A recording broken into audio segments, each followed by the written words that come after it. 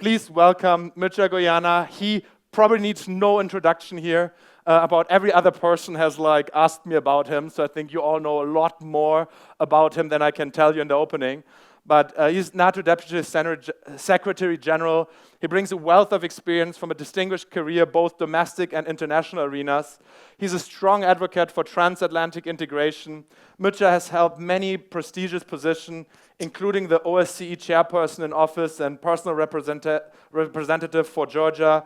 As a diplomat and politician, he has served Romania as ambassador to Washington, Minister of Foreign Affairs, President of the Romanian Senate, and he was a presidential candidate in 2009.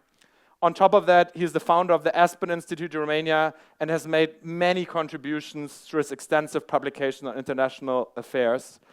And in terms of notable achievements, he's the first Deputy Secretary General from Romania and the first from any post-Cold War NATO member country. And I'm really excited to learn his invaluable insights on global security and transatlantic relations. It's a true honor to have such a distinguished guest here, learn from him. As Texylvanians, we have always believed in bringing people together and really fostering a global community across countries.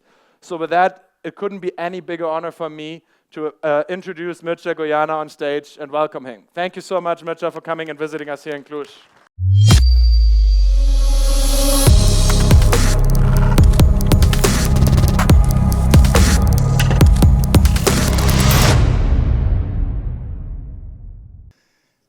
Good morning, Texylvania. I'm so proud to be here. The ones organizing this huge event for 11 years in a row. Congratulations, you're putting not only Cluj, but Romania on the map. And so happy to see so many brilliant, bright young minds congregating in this beautiful city of Transylvania and of Romania and our part of Europe. You know, 5 years ago, I don't know how, but in the end, I got a top job of NATO. And it's interesting that when I was your age, I had a huge chance of my life to become the youngest ambassador of Romania to the United States. And of course, in those days, we are so much interested in joining NATO, then joining European Union. And I made that journey of Romania and our part of Europe that was left in the dark side of communism, the return to our family of democratic free nations of the West. And this is something that, in a funny way, struggling to convince the Americans and then the Europeans to allow a country like Romania, with not a great reputation at that time, to be part of this successful alliance was something that I've done all my life. Together with a very good friend from Cluj, Vasile Pușcaș, we closed the negotiations for joining the EU when I was foreign minister. But there's something in life, and that's something I want to talk to you about. And in the life not only of individuals, but of societies, of nations, and of innovators. So 5 years ago, when I was hired to be number 2 at NATO, our Secretary General, Jens Stoltenberg, he's Norwegian. He's very structured, a good friend. And he gave me something, a sort of a written piece of a letter, say, that's what I expect from you to do. This. But then he told me orally, Mircea, I looked into your CV and I remember that I've seen that you've been an engineer in your very young years. Yes, sir. I used to be one. Not a very good one, but nonetheless, I was an engineer. I want you to become the champion of innovation in NATO. And these 5 years when we had war in Ukraine, withdrawal from Afghanistan, you know, the rise of China, Gaza, tensions, problems, security challenges, I would say that the fact that I'm leading innovation, I'm chairing the innovation board in NATO, was probably the most interesting, exciting, transformative experience of my lifetime. Because what I wanted to leave with you this morning is that today the world is transforming like never ever before in human history. Because we had great power competition before. You know, Roman Empire, British Empire, the Dutch Empire, the inventors of capitalism and technology and innovation. But we never ever had before, at the same time, huge, intense geopolitical competition between America, Europe, NATO, and our allies, China, Russia, North Korea, Iran, and others on the other side. There is a huge, huge, highly turbocharged global competition. But in history, we've seen this kind of things before. It's not the first time that great powers compete for supremacy. There's nothing new under the sun. What's really adding to this fierce global competition, so geopolitics if you want, is an immense era of revolutions, the plural, in technology. Fareed Zakaria, you see him on CNN, a super smart guy, just wrote a book that I'm reading now that is called The Age of Revolutions. Not revolution, because we live revolutionary times, but revolutions. So not only geopolitics are back to the front stage here, but also geoeconomics, the competition for economy, for the model of economy, is also here. And security is becoming ubiquitous. Security is not only armed forces and intelligence and NATO. Security is everything we do. Cybersecurity, climate change and security, outer space and security, hybrid warfare and security. Everything today, there is a continuum between politics, geopolitics, and geoeconomics. So if you put, you know, the logo of NATO, this compass, if you look here, I will put, let's say, to the west, security. On the eastern side, economy. On the northern part, technology. And here on the southern part, society. Because between economy and security, technology and society, there is an immense transformation going on as we speak. And this is spurred by the technological revolutions that they're witnessing. In NATO, everything we do and everything I do together with my colleagues is to see how ubiquitous the same algorithm can be used for immense, in AI, generative AI, in biotech, in everything else, can be used for immense progress, for huge transformation of life sciences, of healthcare, of education, of innovation, of things that are beautiful in life. The same algorithm, the same one, can be used, switched to the other side, and could become a huge problem for nuclear proliferation, for everything that is basically affecting the life and security of our citizens, of our societies, and of our nations. Of course, lots of people look into AI. And we have in NATO, I think, the third revision of the AI strategy for NATO.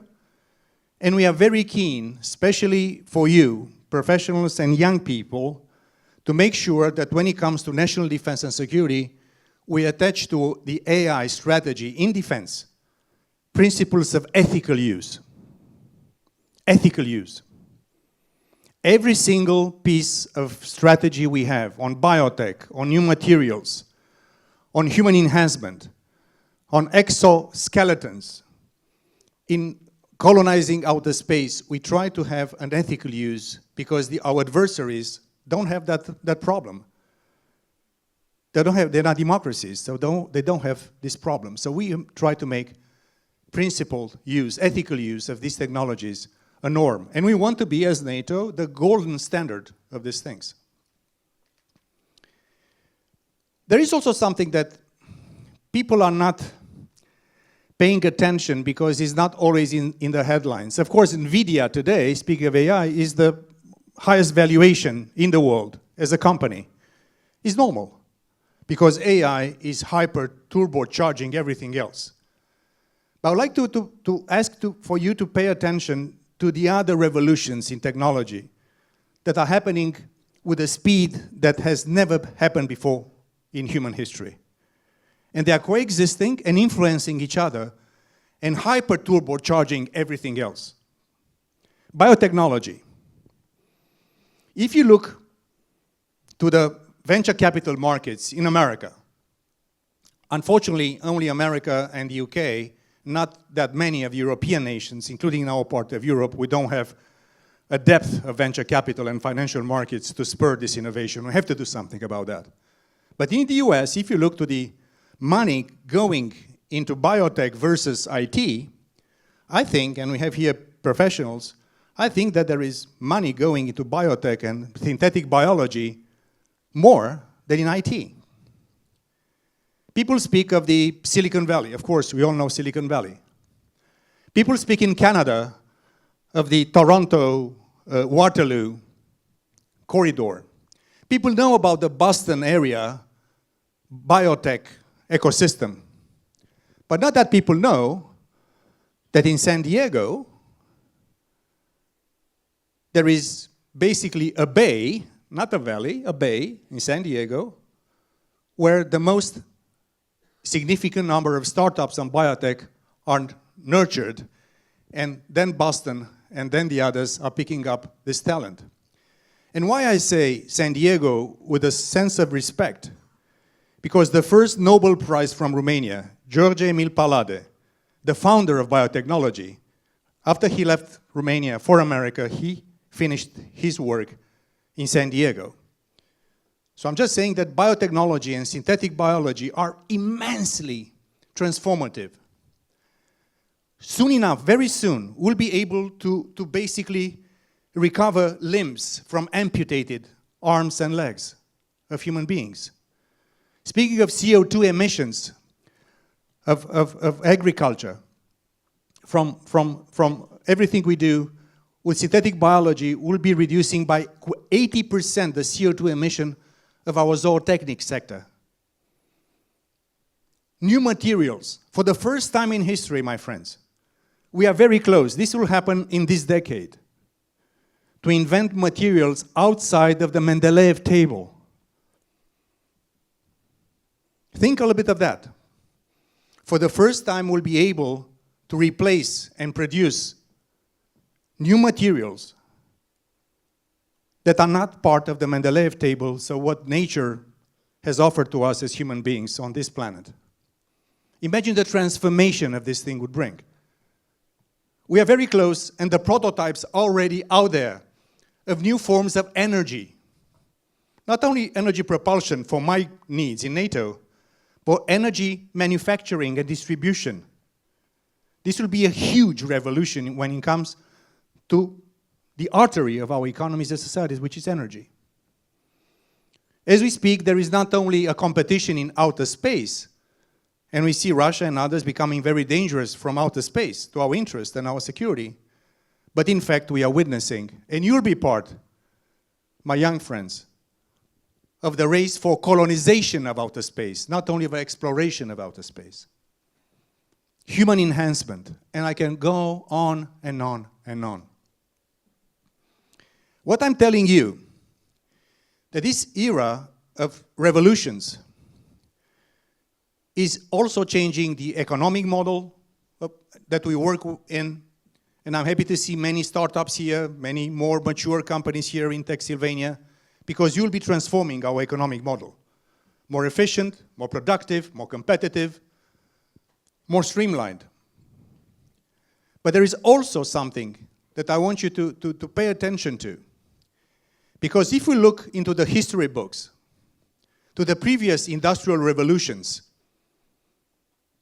there is also a risk, speaking of technology and society this time, that many people, if we don't give them right education, and upskilling and reskilling and upskilling and reskilling over and over again, along the life cycle of our citizens, not in tech, in everything else, then we might be finding a situation to have so much inequity in our societies, so much polarization of wealth, So much difference between the citizens that, like you, are empowered and know the game and benefit from the game, and the mass of the others who are left behind. So what the Luddites done in England, in the first industrial revolution, destroying the machines and the steam machines, will be probably, if we don't do something about empowering also the rest of society. Not to keep you down, to slow you down. This is not the idea. Not to slow you down, to empower you, but to making sure that the rest of society can benefit and grasp and cope with such a huge transformation. Because our societies are changing. The values in our societies are changing. The anxiety of the people living in our societies is getting more intense. So speaking of security, economy, technology, and society, there is basically a totally new world which is now shaping itself as we speak. The speed, the density, the intensity, the transformative nature of this era is unprecedented in human history. Never ever before we had, in a very dense, short period of time, so much revolutions at the same time. Coping with that is making even the most performant governments in the West, in the democratic West, and thanks God that we are in NATO and the EU. Thanks God we are there. I don't want to think what would have happened to countries like ours, seeing a little bit further to the east what's going on, the risk in the Middle East, the risk in the Indo-Pacific. Thanks God we are here. But at the same time, we have to be aware that this transformative era is also changing psychology of people, relationships between people in our societies, and not even the best performing governments in the West are not able to cope with the speed and complexity of such transformation. So the distance between the people, the citizens, and their governments will become very tense. Because in such transformative times, not even the best governments can really cope with so much change at the same time. How to regulate AI, how to make sure that there is robotics and labor force can cope with each other. And when I'm thinking of places where governments and politics are not great, or mediocre, or worse, the problem will become probably even more explosive and dangerous. And this is my last point for you. Of course, there was a lot of thinking, ideological, political, and professional thinking, that we can work in bubbles. That the guys from finance, they always make money, and they have their bubble. And then you have the tech bubble. And then you have the energy bubble. And then you have whatever else, innovators bubble. And then you have the politicians. And then you have the trade unions. And then you have corporate bubbles. That era is over. Because if we'll not be able, in our democratic societies, in such transformative, complicated times, with anxiety, with opportunity, with risk from coming from all over the place, to work between the public sector, the private sector, and civil society and academia as one, would not be able to cope. And the illusion that businesses and innovation and tech can live without government is over. In my line of work, in the 60s, 90% of every single technology used for national security was produced by government innovation. By NASA, by DARPA, by the Department of Energy, and the labs. Today, as we speak, 90%, the same 90%, that everything we use in national defense and security, including in NATO, is produced by the private sector. So it's funny in a way to see that Silicon Valley is going on Capitol Hill asking to be regulated. Because even the ones spurring such huge transformation, they, like AI and other things, they say, this is becoming too complicated. We need some guardrails. And a commercial about NATO, if you allow me. One of the problems we had in a big organization like ours was the fact that we were slow. Governments are slow, big organizations are slow, very professional, top-notch, top professionals, really top professionals. But the nature is bureaucratic. So the job I received from Jens Stoltenberg, be the champion of innovation for me, in an era of hyper-competition, was how to maintain the technological edge of the political West. Because if we are losing the edge, and in some places we start to lose the edge with China mainly, then the beginning of a sharp decline for us will start. Whoever controls technology and innovation or dominates that thing will be doing okay in economy, in GDPs, in militaries, in intelligence, in everything you want, in quality of life for our citizens. So my job was, and is, to make sure that we harness the immense ecosystem of innovation all over NATO. Not only in Silicon Valley, or in San Diego, or in Boston, or in London, or in Frankfurt, or Munich. Frankfurt I like because yesterday we qualified. Thanks God, this is really great. I like Frankfurt even more. But in fact, there is so much talent in Albania, in Romania, in Bulgaria, in Poland, in Hungary, in the Netherlands, in Belgium, where we live for the last 5 years. There's so much talent. There's so many startups. There's so many bright people. There's so many bright ideas, but there is a difficulty to harness this thing. Universities. You have very good universities here in Cluj. I'm very happy that I've seen Lockheed Martin congregating with the Technical University of Cluj for AI and many other things that are happening, but there is not enough money. And if you want to have a startup, before you get to fruition with your idea and also to pocket the money that you deserve, you and your colleagues deserve, you have to basically sell equity to whatever intermediate fund that is able to fund your thing. So what did we do in NATO? And I'm very proud of this. We created the first in the world multinational sovereign venture capital fund.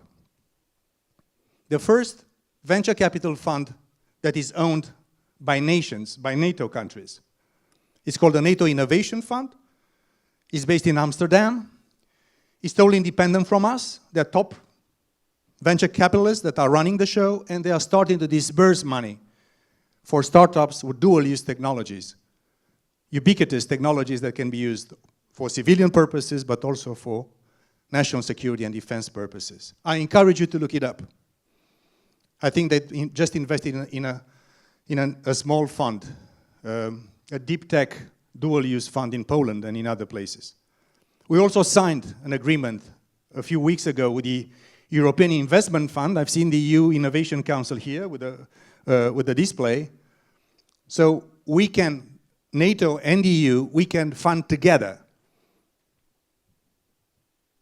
and to be anchors in private equity or venture capital funds for innovation on dual-use technologies. We've done also something else that I'm very proud of. We called on all nations, 32 nations, with Sweden and Finland now new members of NATO, more than 100 test centers and accelerators all over NATO that are offered to you, young innovators. You want to test an idea on quantum? You can go to Copenhagen to the Niels Bohr Institute, which is one of the best in Europe. You want to do something on generative AI? You can go to the US, you can go to London, you can go to Germany, you can go wherever, and test for free your ideas. So the NATO Innovation Fund and Diana are basically helping you cross the valley of death and making sure that you mature your ideas and your businesses. And then at the end, hopefully you'll become unicorns and not allow your talent to be hijacked too early and go to the real markets and make the real big buck. And when I said the NATO innovation ecosystem, this is why I'm here in Cluj at Tech Sylvania today. It's not about Cluj or Romania or Transylvania. It's about our region. There is so much talent in our region. There is so much talent in Ukraine, by the way. I'm amazed with the speed of transformation, innovation that they are forced by this bloody war to do. You know how much time it takes for an Ukrainian startup with a dual-use technology idea to get an answer and some money from the Innovation Ministry in Kiev? 30 days. Yes or no? The transformation on the battlefield with drones and everything else is making the cycle of innovation in the battlefield in Ukraine of roughly 3 months. You come with something, the other guys found something against it, electronic warfare, jamming, whatever, and after 3 months you have to come with something even smarter. The speed of adaptation and the huge experiment that this war represents, other than its barbaric nature and immense loss of lives and property, is that we are accelerating innovation also in our line of work. So the commercial about NATO is that look at us not only as a huge and solid provider of security. You can do your business in peace and tranquility because we are in NATO. You can start a life, a family, a business, a journey, an introspection, whatever you want to do, in peace and tranquility because we are in NATO. But I want you to think as NATO also as a champion of innovation. And a huge player, 1 billion people, 53% of global GDP are in NATO nations as we speak.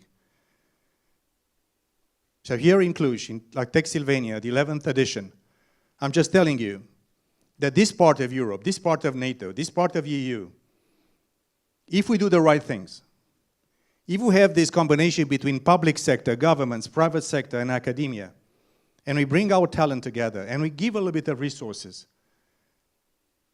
and have more transparency and less corruption in public life, and more efficient governments, a little bit, this region of ours, to my understanding, will become the real dynamos of the West. And I think in the next few years, like Poland or Romania and the others, if we do the right things, we'll be able to really catch up with the developed economies in the West.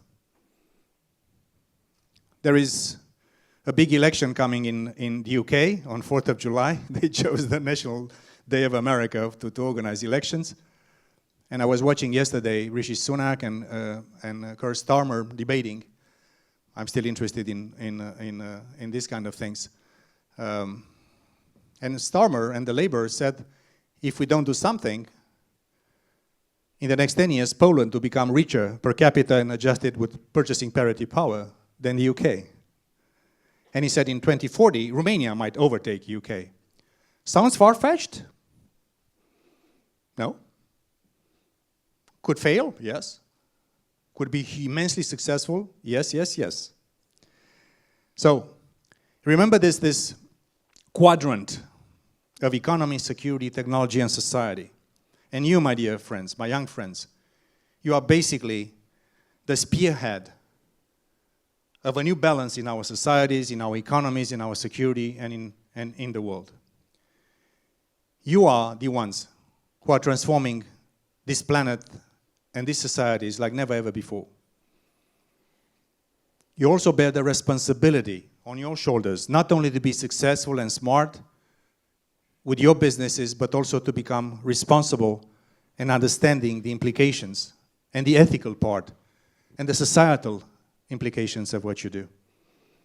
I'm so proud to be here in Cluj again. It's a beautiful place. I'm so happy that I could come. Probably in the next period of time, after 5 years at NATO, probably there is time to think of the next chapter of my life. But running innovation in NATO has been the highlight, I would say, of my whole career. And nothing more makes me more proud and happy than to be with people like you. I feel your energy, I feel your smart minds. I hear your minds ticking now. How can I apply for the NATO Innovation Fund? Okay, on that optimistic note. Thank you so much. It's a privilege to be with you. Felicitări celor care organizează Textilveni.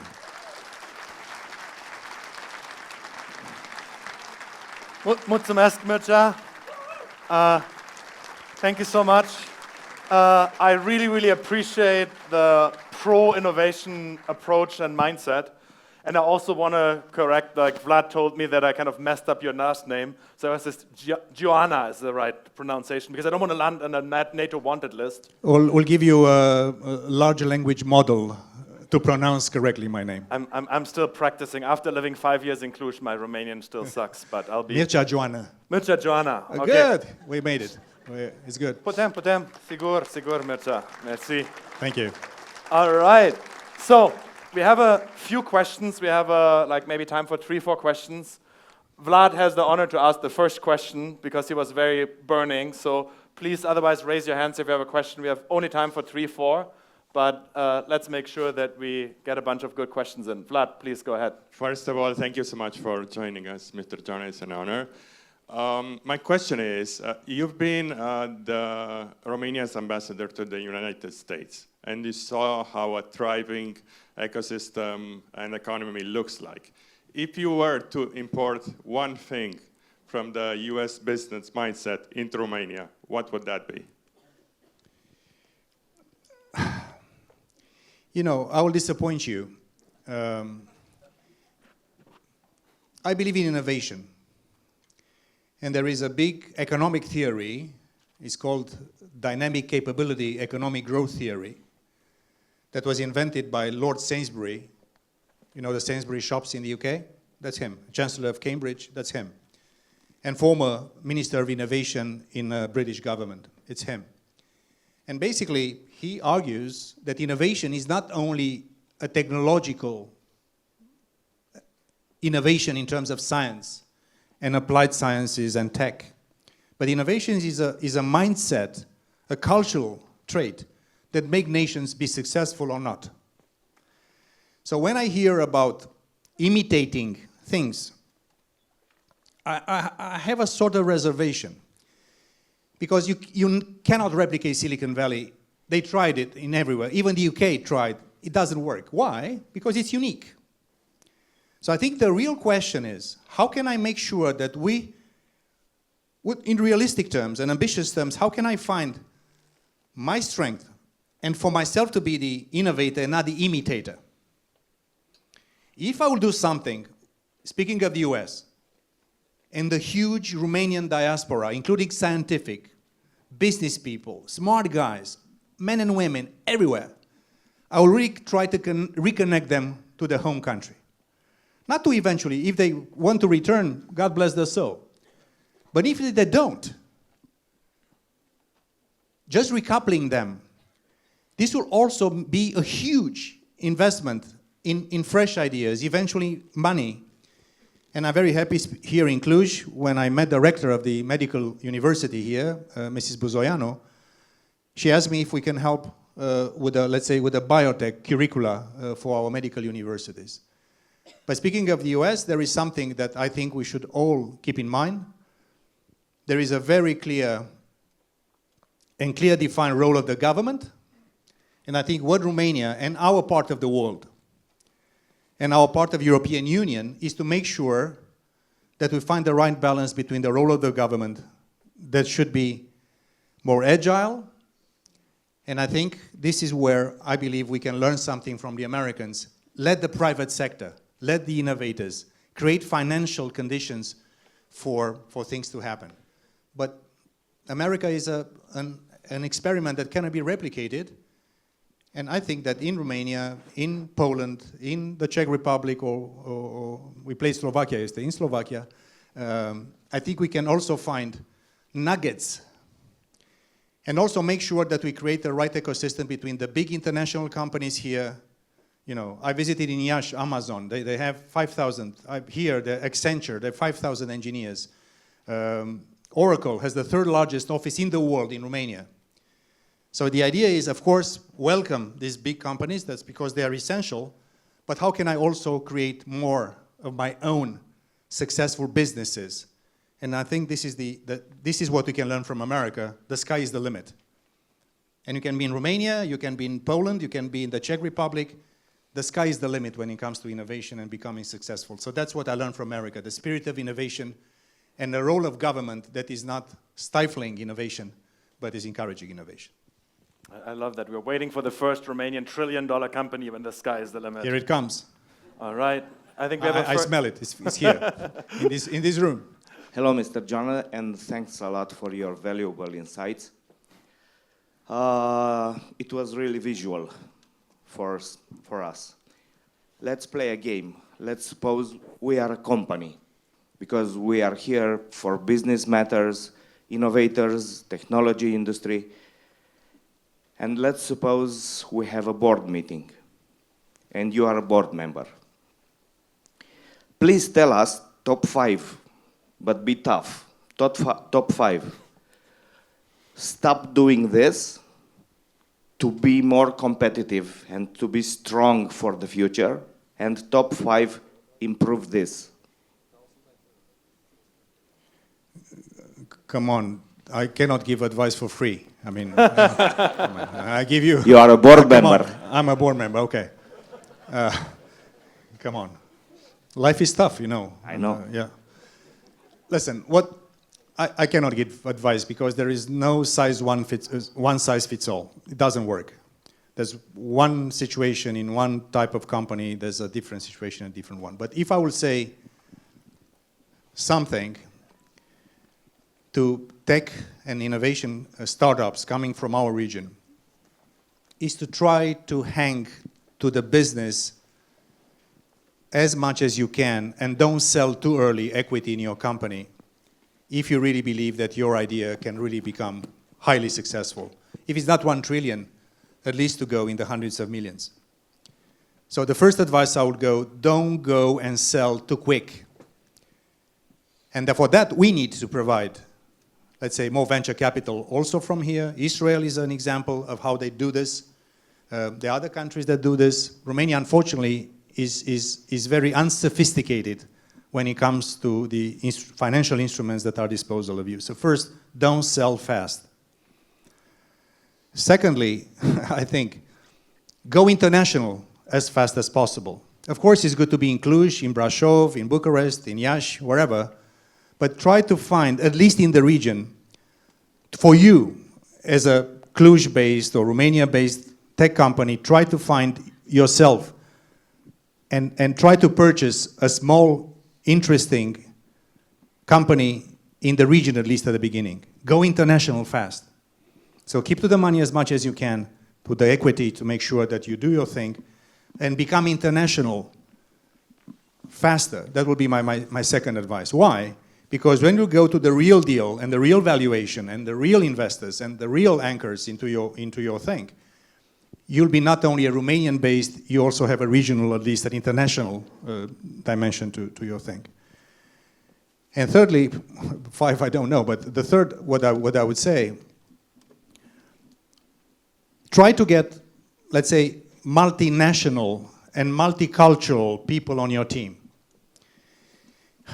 Innovation doesn't happen only with technologists.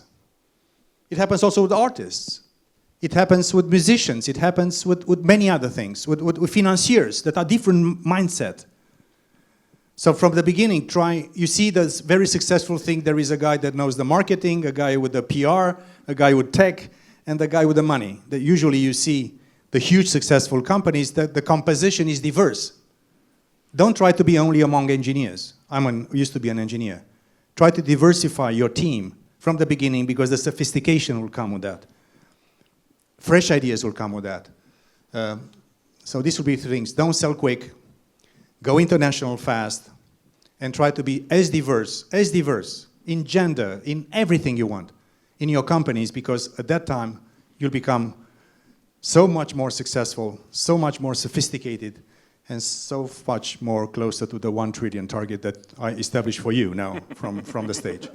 I love that we set $1 trillion target for Romania here. Very good. And for the final 2 additional advices, you need to pay consult like after that. No, So no, it's free of come for charge, free of charge. Anyway, one final quick question, and then we need to move on. I think there was a question here. Thank Please. you, Mr. Geoana. You were talking about your next chapter of your life. Does that include a run for the Romanian presidential elections? Next question, please. Thank you, guys. Mulțumesc foarte mult. A fost o mare bucurie. Thank you so much, Mircea. Thank you so much for honoring us here in Cluj with your presence. Thank you.